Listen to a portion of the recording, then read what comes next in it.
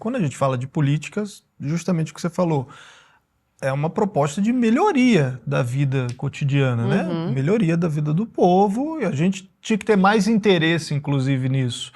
Mas parece que vira motivo de gerar mais briga, mais discussão, mais ódio do que melhoria. Como é que a gente pode fazer, então, para humanizar mais esse debate, a política? É uma falta de humanização, na verdade? É uma falta de humanização. E tem um tema que eu acredito que o Henrico esteja de acordo com isso, que é o seguinte, né? Nós precisamos conseguir criar instituições que deem conta de formar pessoas, boa consciência, que promovam a conquista de virtudes, né? Por exemplo, pegando uma vez mais aquela citação que fiz há pouco do Frankl, né? Diferentemente dos animais, o homem não conta com os instintos, que ele diz o que deve ser feito. E diferentemente de outros tempos, não contamos mais com as tradições e as instituições que nos dizem o que deveríamos fazer, não sabendo o que deve, nem o que deveria, o homem também já não sabe o que quer. E nós podemos mexer nesse deveria, instituições que apelem à consciência do homem, instituições que falem sobre a dignidade da pessoa humana, que nos lembrem de algum modo quem nós somos, para que fomos feitos, o que nos humaniza. E quando eu falo o que nos humaniza, é o que é próprio do homem enquanto homem, né? O que me promove, o que me eleva, o que faz com que eu viva uma vida com sentido, o que faz com que eu consiga neste mundo, de forma muito concreta, realizar valores, o que faz com que eu tenha resiliência, o que faz com que eu consiga passar pelos momentos difíceis, sem ver nesses momentos pedras de tropeço, mas oportunidades de crescimento. Isso tudo nós aprendemos, no final das contas, nas instituições. Instituições escola, instituição família, instituições que são pontos de formação e de reflexão. Enfim, citava agora há pouco Platão e pensamento grego, né? Qual foi uma das grandes ideias e que fez toda a diferença na história do mundo, no curso da humanidade, desses homens? Criar lugares de reflexão, né? Platão, ele foi discípulo de Sócrates e ele foi mestre de Aristóteles. Aristóteles foi quem formou o filho de Filipe, da Macedônia, Alexandre o Grande. Então, perceba, esses homens deixaram um legado. E deixaram um legado por quê? Porque eles montaram lugares de estudo, lugares de reflexão, instituições sérias que tratavam de virtude, tratavam de valores, de sentido da vida. Eu acho que uma das formas de ajudar as pessoas a redescobrirem a beleza do ser pessoa, a ver os outros não como rivais, oponentes, mas começar a estabelecer para com o outro uma relação mais fraterna, é criar instituições saudáveis que lidem de modo muito sério, tanto a nível teórico quanto a nível prático, com esses temas. E que tem umas regrinhas também que dá para colocar à prática, que acho que para esse debate da ceia de Natal, acho que a solução é essa, mas assim, de imediato. Sim, maravilha. Regra número 1 para quem quer efetivamente fazer um debate político humanizado ou minimamente racional. Cara, antes de discordar de alguém, você precisa fazer uma pergunta para si mesmo no silêncio da sua consciência. Eu sei reproduzir o argumento do meu adversário de maneira honesta, sem ironias, sem exageros, sem hipérboles? Ou seja, eu sei reproduzir o que ele pensa de verdade. Se você não souber resumir o argumento do teu adversário sem zoar, você não está pronto para uma discussão. Acho que é o Augusto São Vitor que fala isso, não é? Eu não sei. Eu não quero ser tão elevado assim. Tem que saber o que seu cara está falando. Sabe, às vezes você não está nem ouvindo o que ele está falando, já está preparando a resposta. O Ortega tem, de novo, o Ortega tem uma frase espetacular no prefácio das Meditações do Quixote. Ele fala o seguinte, que a verdadeira tolerância é combater um inimigo que se compreende. Então, a verdadeira tolerância não é você ser centrão, você não ter oposição sobre as coisas. É você combater um inimigo que você compreende. E compreender significa o seguinte: uma vez que eu sei reproduzir, regra número 1, sei reproduzir o argumento do adversário? Se sim, beleza. A segunda pergunta é o seguinte: o que nesse argumento eu posso salvar? O que dá para concordar? Onde é que é o ponto exato da minha discordância? Ou se eu discordo de tudo, quais são as premissas que eu posso buscar? O diálogo com o teu adversário político, claro que tem os momentos de embate eleitoral, quem que vai ganhar, mas na hora do convencimento, na hora da ceia de Natal, na hora do dia a dia da discussão, você precisa, antes de demarcar as diferenças, encontrar as premissas comuns, porque senão não é discussão, isso é escolástica básica, né? Questões disputadas. Se você não tiver as definições dos termos e as premissas partilhadas, você não está discutindo. São dois monólogos, tá certo? Então a segunda pergunta é o seguinte: o que eu posso salvar do argumento do meu adversário?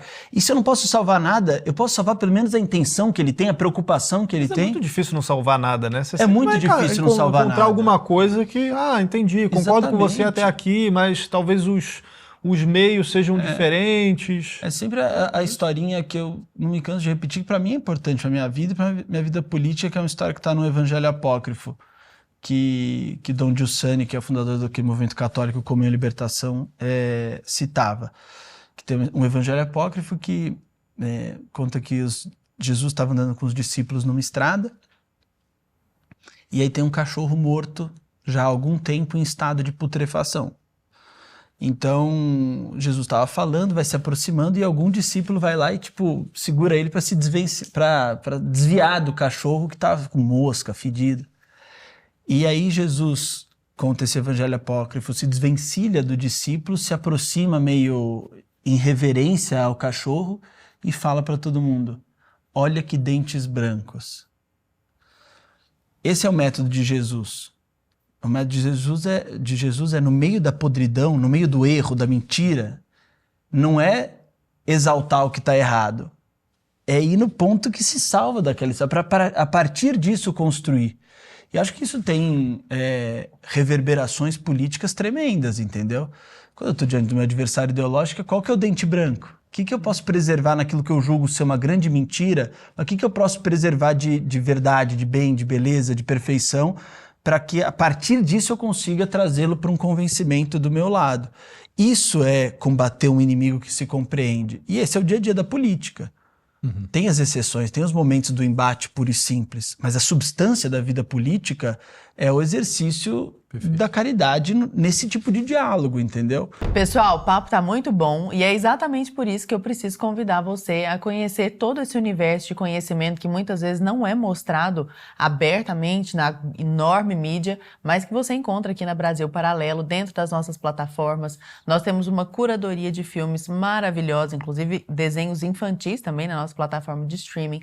Temos mais de 90 cursos que falam de assuntos como este, assuntos que vão fazer com que você abra seus olhos para aquilo que talvez não esteja enxergando no dia a dia.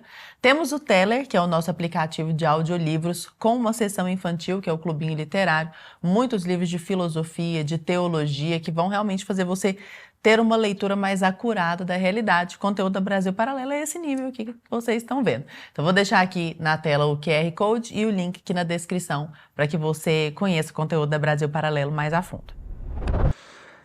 Que exige uma segurança de si. No final das contas, eu acho, só voltando à questão do fanatismo, assim como a pessoa narcisista, desculpa entrar na tua área, se vocês já lidaram com gente narcisista, o narcisismo, do ponto de vista psiquiátrico, é uma falta de coesão do eu, do self, do eu, que faz com que a pessoa necessite de um espelhamento contínuo no outro, né? Ele não coesiona o próprio eu, a própria identidade, se não tiver uma validação constante da própria grandiosidade, da própria importância, da própria...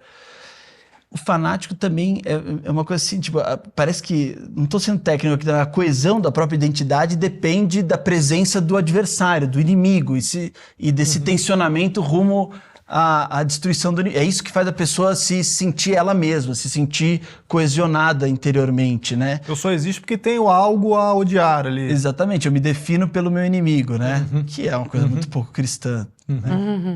E cada vez mais a gente vai politizando pessoas, mas na verdade o que deve ser feito é isso que o Henrico comentou agora aqui, que é humanizar a política, né? Não é politizar o homem, né? Mas é tornar a política um lugar de caridade, um lugar de vivência fraterna. O outro não é o meu rival. O outro é alguém com quem eu debato. Pode ser que tenhamos discordâncias assim, fulcrais, de temas centrais. Pois bem, mas isso não faz com que eu queira a destruição completa dele, mas a superação de uma ideia a partir de argumentos. Eu posso querer, numa boa, a diminuição dos meios de ação disponíveis para ele. Porque eu sei que se ele tiver mais meios de ação, ele vai reverberar mais ideias que eu julgo erradas. Então esse é o embate da política, né? Porque também, às vezes, quando fala essas coisas muito de diálogo, de tolerância, de humanizar a política, eu fico com medo de ser meio pastoso, sabe? Uma coisa meio distensionada, meio tipo chapa branca. E não é. É uma tentativa de como ser cristão efetivamente no mundo real, né? Perfeito, perfeito. Exato. E assim, sendo cristão no mundo real, a verdade para o cristão não é algo pelo qual se mata, mas é algo pelo qual se morre. Então você coloca-se à disposição, que foi o que o Henrico fez ao se tornar candidato, que é o que você fez no teu mandato e faz agora como secretário. Você gasta... É o que você fez também, né? Você tem que contar o lado obscuro da sua vida. Joga aqui pra roda, então. Sabe? O Luiz Henrique foi vereador. Olha só. Não tava sabendo tive dessa. um mandato comecei em 17, tive um mandato lá em São Carlos? Fui vereador pela cidade de São Carlos. Mais votado. Um dos vereadores mais bem votados da história de São Carlos. Era muito jovem, muito mais jovem do que sou agora. Tinha até cabelo. Isso é possível, tão jovem sou eu hoje. Eu era o mais jovem do Legislativo. Foi uma experiência incrível, né? E algo que eu percebi é que lá não estava assim, a minha vocação, mas aquilo era uma convocação. Para aquele momento, se fazia necessário colocar-se à disposição para pensar em soluções, para conseguir movimentar um grupo, para trazer a esperança para pessoas que já não acreditavam que algo diferente pudesse acontecer, né? Mas foi algo pontual, de fato foi uma resposta a um chamado circunstancial. E foram 4 anos assim, de muita luta certamente, de muito aprendizado, buscando colocar esse olhar que no fim das contas é o olhar cristão. Eu não estou aqui para primeiro, a finalidade do meu exercício, da minha vinda aqui não é provar que alguém está errado ou querer destruir ninguém, mas é trazer algumas contribuições que eu acho que objetivamente são válidas, são importantes e que dentro da municipalidade precisam existir, né? Porque senão cai naquilo que o Henrico falou, eu só consigo compreender quem eu sou a partir daquilo que eu odeio, a partir daquele com quem eu combato. É importante combater, é importante ter muito claro quais são as suas ideias, mas o que no fim das contas nos define é o que nós fazemos, né? Tudo bem, você não aceita toda essa cartilha que tal partido reza. Excelente, é bom que você tenha claro quais são as suas convicções e que isso não esteja, né, dentro do que lhe parece valoroso. Mas o que de fato você faz? Né? Essa disponibilidade, essa entrega. Eu admiro muito o Henrico porque nós entramos juntos dentro dessa vivência mais política. Eu parei, fui para o consultório, para a clínica, e o Henrico, assim, com muita coragem, com muita valentia, ele continua, né? E eu sei da luta, eu sei do empenho, eu sei do sacrifício, né? Ontem mesmo tentei conversar com ele, era tarde da noite, ele falou, olha, desculpa, eu estou indo para uma reunião, né? É vocação, né? É vocação. Então, assim, ele está se colocando à disposição. Aquele verso do Fernando Pessoa, né? Não conto em gozar a minha vida, nem em gozá-la penso. Só quero torná-la grande, ainda que para isso tenha que ser a minha alma a lenha desse fogo, né? Então, assim, você se coloca, a pessoa quando se coloca na política, eu estou dizendo aqui mandatária, né? A pessoa ela tem que entender que a política é algo que a convoca para servir, não é algo do qual ela se serve. Né? Ela não está lá para sorver. Mas vai explicar isso aí. Tudo que a política tem para lhe dar, as benécias. Isso daí é uma... acho que a solução para isso, para a relação com o poder e com todas as coisas, é o que a igreja ensina, por mais diferente que possa soar de imediato, mas é o que a igreja ensina sobre virgindade. Ótimo. Assim, as pessoas interpretam a doutrina da igreja sobre virgindade como sendo só a abstinência do sexo em si, né? Mas, na verdade, isso é a manifestação mais óbvia e concreta de uma relação virginal com o mundo, com as coisas, né? Pureza. E tem um professor chama Franco Nembrini, que eu já vi ele falando algumas vezes, eu gosto muito dessa imagem, me ajuda nessa relação com o poder, com essa coisa do não servir, não se lambuzar com os meios de ação que o poder te dá e tal. Que ele fala o seguinte, né? O que a igreja chama... Né, ele dá o seguinte exemplo, ele fala, se você olha uma flor e movido por um desejo nela, uma flor muito bonita, e você genuinamente, de maneira legítima, deseja aquilo, né? E quer aquilo para si, você sente uma atração, desejo por aquilo. Se você vai lá e tira a flor, colhe a flor, você traz ela mais para perto de si, para sua posse, mas ao mesmo tempo perde ela porque ela vai morrer, tá certo? Então, tem algum mistério aqui, que a forma mais perfeita de você possuir essa flor é deixando ela ser o que ela é e não querendo possuí-la. E ele dá um outro exemplo também, ele fala, olha, mas aqueles quadros que exigem alguns metros de distância para você poder apreciar plenamente, se estiver muito perto, você não vai conseguir gozar da beleza do negócio, você precisa estar a 5 metros de distância. Aí ele diz, esses 5 metros é o que a igreja chama de virgindade. Ou seja, a distância correta, a distância precisa, que é necessária para você possuir plenamente o objeto do teu desejo. Então, isso vale para tudo, né? Para a relação humana, para teu marido, para teus filhos, né? Se você quer, se no ímpeto de desejar uma coisa muito desejável, você traz ela para muito perto de si, no ímpeto de posse, você destrói aquela coisa. Virar manha de piano. E o poder é muito isso, sabe? Porque o poder, você precisa ter essa relação virginal, buscar... Tô falando que é fácil, tô querendo ser moralista aqui, né? Mas você precisa se educar nessa relação virginal da coisa, que não é uma renúncia à posse, é uma posse mais completa porque respeita a natureza da coisa, né? E com o poder isso é um desafio especial, porque a tendência é se lambuzar, né? Mas olha que interessante, escutando o Henrico... Super utilizar, né? Exato, né? Escutando o Henrico dá para entender porque o Platão dizia que o rei deve antes ser um filósofo, né? Deve ter esses conceitos muito claros, deve ter meditado isso, deve ter isso gravado no coração, porque senão de fato se perde. E é uma pena ver, certamente você viu isso, eu também vi muito, como que as pessoas às vezes entram até que bem intencionadas na política, mas rapidamente se corrompem e se perdem. É triste e é preocupante, né? Porque ela não fez a reflexão mais oportuna, ela não trouxe no coração dela questões como essa que iriam preservá-la desse mal que com tanta facilidade o meio lhe oferece, né? Pessoal, antes da gente continuar com esse papo aqui, que eu sei que vocês estão gostando, se estiver gostando, deixa o like, isso ajuda a gente levar esse programa para frente, tá bom? Mas pausa rápida para avisar que nós temos o plano mensal da Brasil Paralelo. O QR Code está aparecendo na tela, o link da descrição, a gente já explicou um pouquinho da curadoria, nossa, não é, Lara? O que tem dentro da plataforma, isso aqui é só a pontinha do iceberg. Então, vem pro lado de cada mesa, assina Brasil Paralelo, esteja com a gente lá no streaming da BP.